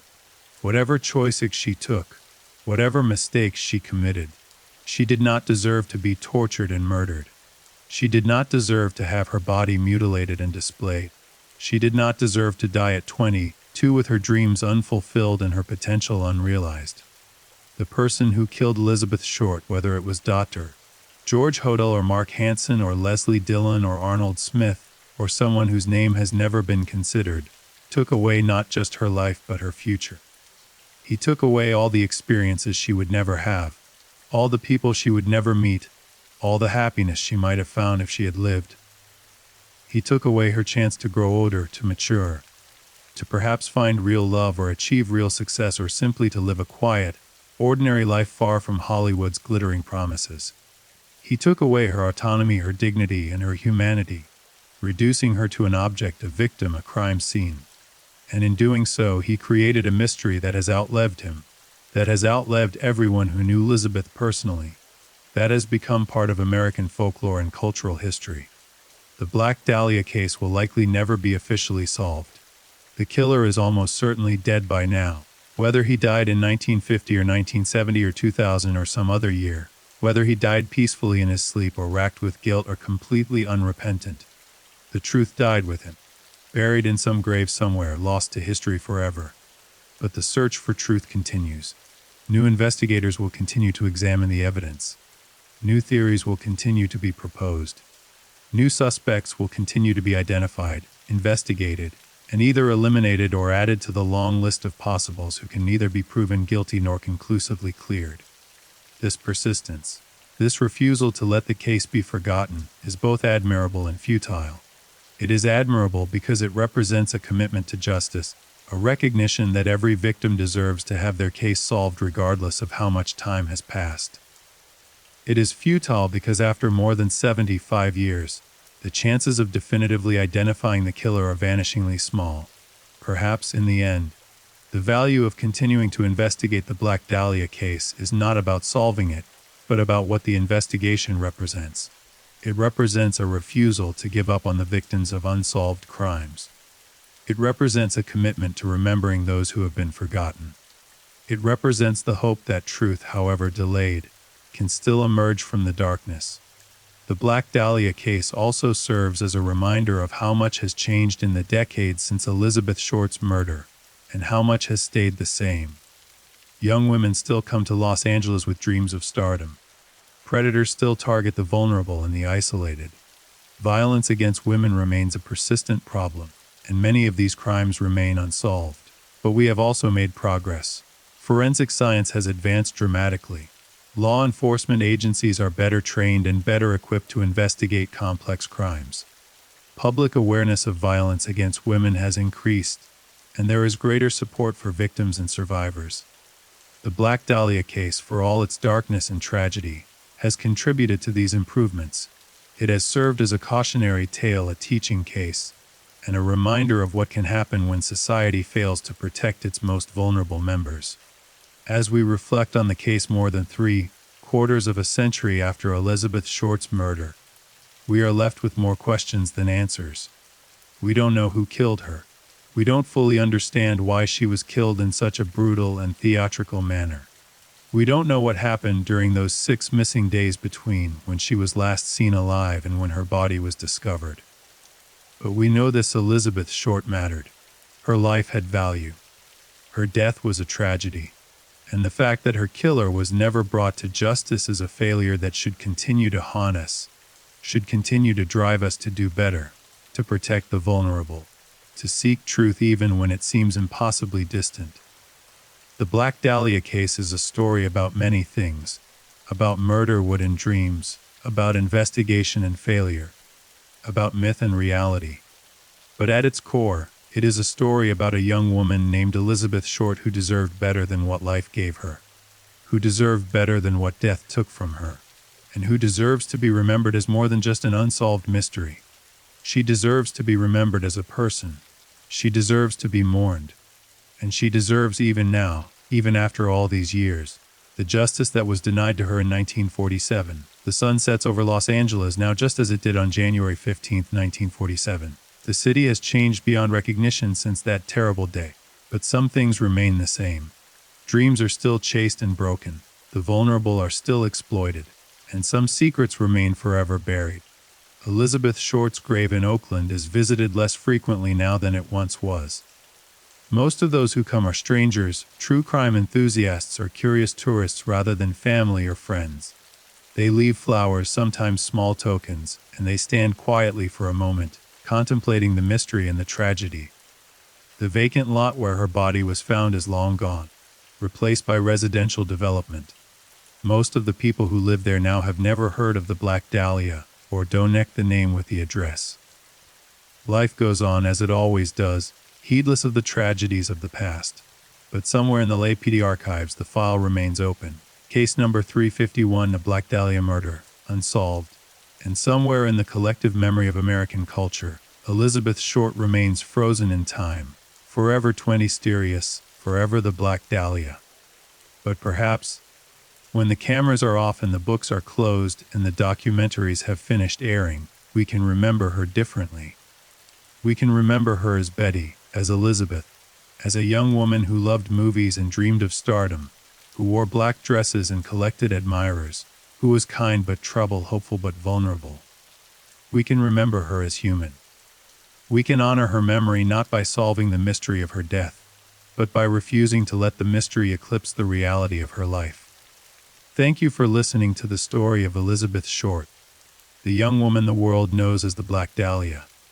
If you found this case compelling, leave a comment and subscribe to hear more stories like this one. Good night and stay safe.